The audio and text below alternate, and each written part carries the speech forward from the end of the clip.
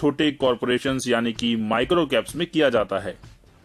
पहले ये फ्रॉड सिर्फ कॉल्स पर ही पॉसिबल हो सकते थे, पर इंटरनेट के जरिए इन्हें बहुत सस्ते में और आसानी से बहुत सारे लोगों तक स्पैम ईमेल, सोशल मीडिया और गलत इंफॉर्मेशन के जरिए पहुंचा जा सकता है। तो ये तो हुई वो चीज जो गैर कानूनी थी। अब हम प्रैक्टिकली एग्जाम्पल के साथ ये समझने की कोशिश करते हैं कि जॉर्डन इतनी जल्दी इतना अमीर कैसे हो गया। तो मान लेते हैं कि कोई क्रैपी कंपनी है, उसका एक शेयर 4 रुपए का है और उनके पास टोटल 20 लाख शेयर्स हैं। जॉर्डन अपने साथियों से कहता है कि वो ये 80 लाख रुपए के शेयर्स खरीद लें। अब जाहिर सी बात है वो इन्हें अकेला तो खरीद नहीं सकता।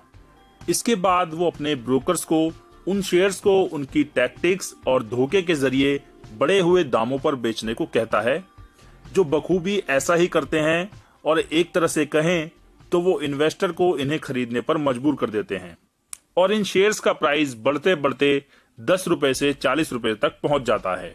तो अब इसे आसानी से समझने के लिए मान लेते हैं कि 3 लाख शेयर्स बिके 10 रुपए में, 5 लाख शेयर्स बिके 20 रुपए में, 8 लाख शेयर्स बिके 30 रुपए में और 4 लाख शेयर्स बिके 40 रुपए में। इस हिसाब से ब्रोकर्स ने कितना पैसा कमाया, चलिए हिसाब लगाते हैं।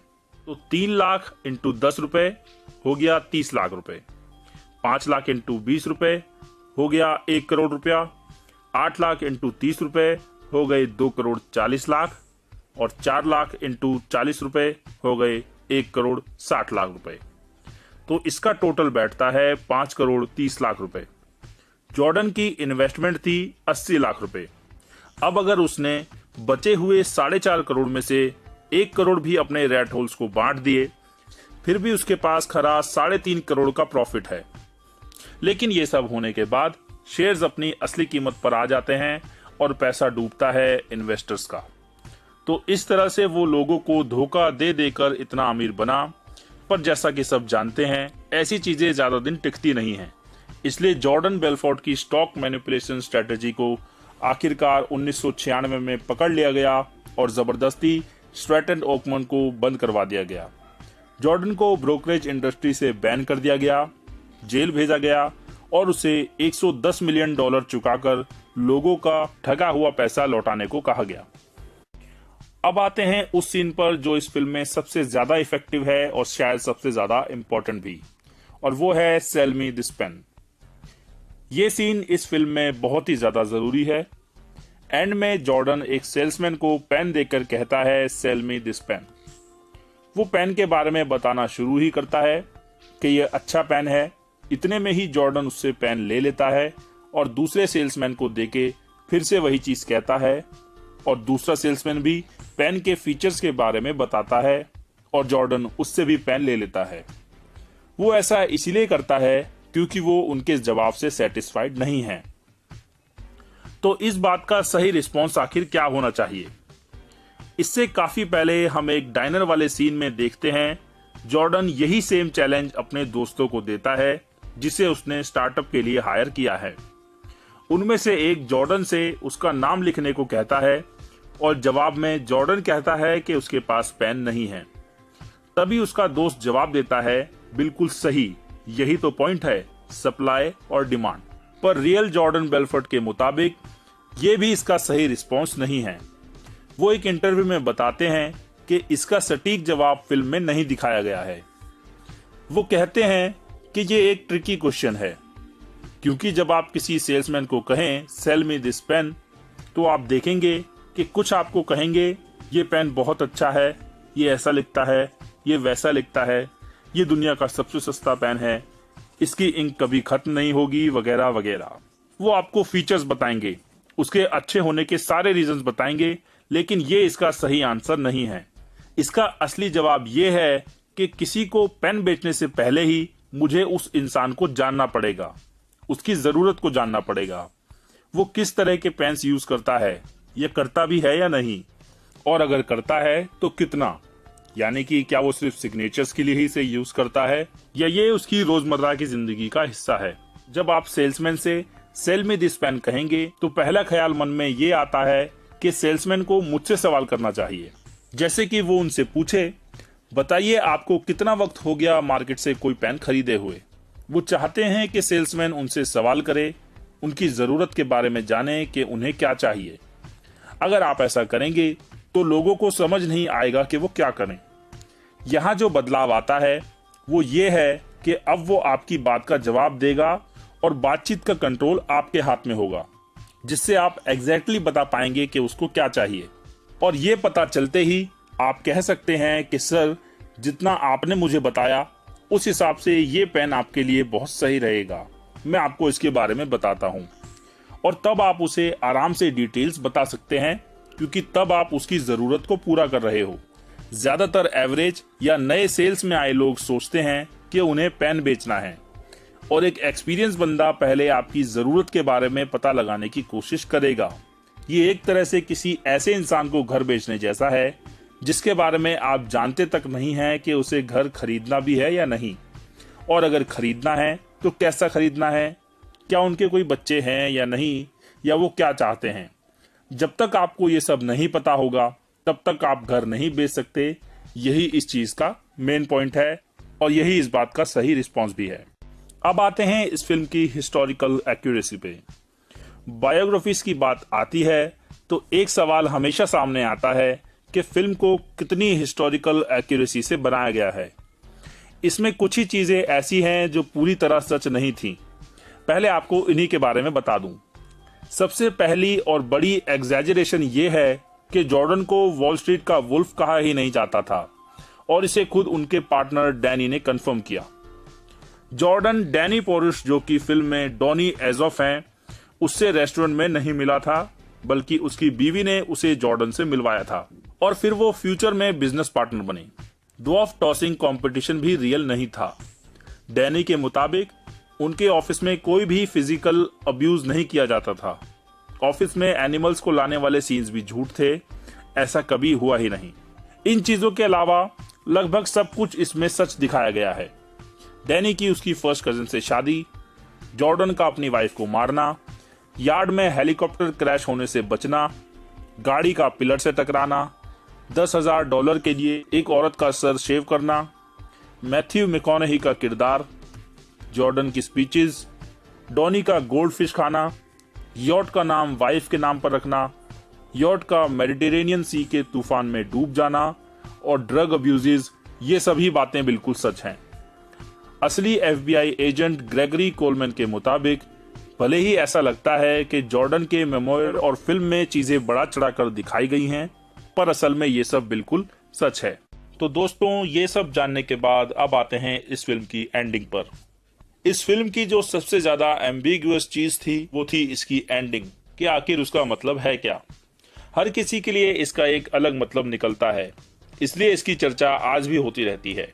स्कोर्सेसी ने इसी सीन को एंड के लिए क्यों चुना होगा, इसके बारे में कई थ्योरीज सामने आ चुकी हैं, और हम इन्हीं के बारे में जानेंगे। एंडिंग के सेमिनार वाले सीन में जो शख्स जॉर्डन को इंट्रोड्यूस करते हुए कहता है कि this is one of the I know, वो कोई और नहीं बल्कि असली जॉर्डन बेलफोर्ट है। तो एक तरह से वो खुद को ही एक बुरा आदमी बता रहा है। अगर आप ये बात सच मान लेते हैं तो ये वाकई एक अजीब एंडिंग थी, क्योंकि एक आदमी स्टेज पर खुद को इंट्रोड्यूस कर रहा है, फिर ये बुरा आदमी लोगों से खुद को पेन बेचने के लिए कहता है। ये एक तरह का झांसा है। ये आपके मन में नाकामयाबी की फीलिंग पैदा करने के लिए इस्तेमाल किया गया है। वो उन्हें बात पूरी भी नहीं करने देता, वो बस उनसे पेन लेके दूसरे को पास कर देता है। अब इससे होता क्या है कि वो लोग खुद को एक फेलियर समझने लगते हैं, और ऐसा लगने लगता है कि वो जो उन्हें दिखाना चाहता है उसकी उन्हें बहुत ही ज्यादा जरूरत है। यहाँ बैठे दर्शक भी शायद फिल्म देखने वाले दर्शक को रिप्रेजेंट करते हैं, और ये सवाल करते हैं कि क्या इतना कुछ जानने के बाद भी आप इसकी बातों में आएंगे। ये एहसास होने के बाद कि वो कितना बुरा इंसान है, क्या आप फिर भी उसकी तरह बनना चाहेंगे। मूवी ये बताती है कि ज्यादातर लोग अभी भी उसी की तरह बनना चाहते हैं। इतना सब होने के बाद भी ये लोग अगर ऐसा चाहते हैं तो ये बहुत ही दुखद बात है। इसे एक थोड़े से अलग नजरिए से भी देखा गया है कि इतने सारे लोगों का उस सेमिनार में होना हमें ये दर्शाता है कि उन सभी के मन में जॉर्डन जैसा करिश्मा और दूसरों के फैसले को इन्फ्लुएंस करने की एबिलिटी पाने की इच्छा है। सभी चाहते हैं कि उनके पास भी ये खूबियां आ जाएं। ऐसा इसलिए क्योंकि वो जानते हैं कि इन्हीं क्वालिटीज की वजह से वो एक सक्सेसफुल आदमी बन पाया। पर वो ये भूल जाते हैं कि इन्होंने ही उसे जेल भी भेजा। उसकी कंपनी में लोग उससे बहुत प्यार करते थे, पर कुछ भी हो, काम तो वो गैर कानूनी ही कर रहा था। पर इन लोगों को देख के मन में सवाल उठता है कि अगर कोई दूसरा उसकी जगह होगा तो क्या वो ये सब नहीं करता। इसके चांसेस बहुत कम हैं, क्योंकि जो लोग इमोशनली स्ट्रांग और समझदार होते हैं वो दूसरे को मैनिपुलेट भी आसानी से कर पाते हैं। लेकिन कभी कभी ये पावर हमारे सर में चढ़ जाती है और अंदर घमंड पैदा कर देती है। इसको एक और तरह से समझा जा सकता है कि सभी लोग एक समान हैं और ये लोगों के हाथ में होता है कि उन्हें अच्छाई की तरफ जाना है या बुराई की। और जॉर्डन ने बुराई का रास्ता चुना। लोगों में नाकामयाबी, ईगो, गुस्सा और कई ऐसी चीजें भरी हो सकती हैं। जॉर्डन भी एक ऐसा ही इंसान है जिसकी आत्मा कहीं खो चुकी है और वो बाहर आने का रास्ता तलाश रही है। पर यह बात बिल्कुल नहीं नकारी जा सकती कि वो है तो एक क्रिमिनल ही। ऐसा कहना किसी भी तरह से जायज नहीं माना जा सकता कि आप मुझे पैसा दो और पता लगाओ कि अमीर कैसे बनते हैं। ये बात वही बंदा कह रहा है जिसने इतने लोगों को ठगा है।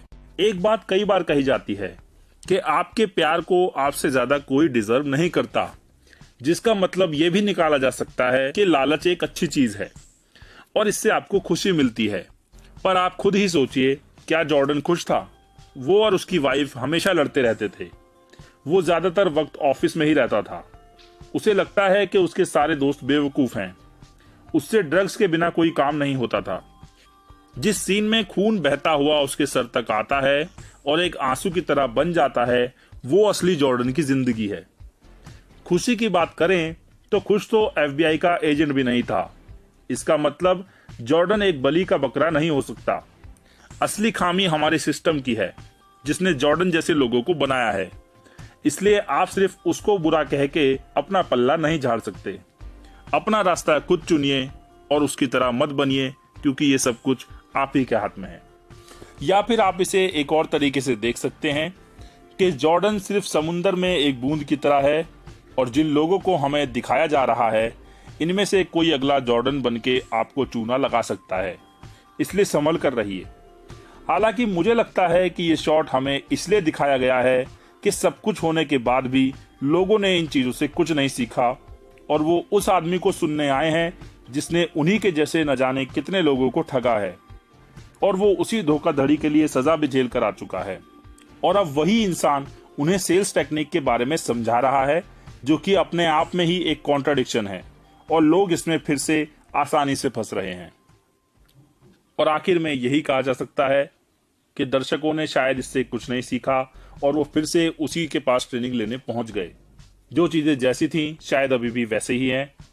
और ये तो सभी को पता है कि स्ट्रेटन डॉक्यूमेंट ना तो वो पहली कंपनी थी जिसने फ्रॉड किया और ना ही वो आखिरी कंपनी होगी जो फ्रॉड करेगी। इसलिए ऐसी कंपनीज पर भरोसा करना या ना करना आपके ऊपर है। तो दोस्तों, ये था the Wolf of Wall Street का एनालिसिस। आई होप आपको अभी मूवी ज्यादा बेहतर तरीके से समझ आ गई होगी और मैं उम्मीद करता हूं कि आपको ये वीडियो अच्छी लगी होगी। अगर अच्छी लगी है तो इसको लाइक कीजिए। अगर आपके कुछ सवाल या ओपिनियन है तो उन्हें कमेंट सेक्शन में शेयर कीजिए। इस वीडियो को शेयर कीजिए। मैं मिलता हूं आपसे अगली वीडियो में। Thanks for watching. Bye bye.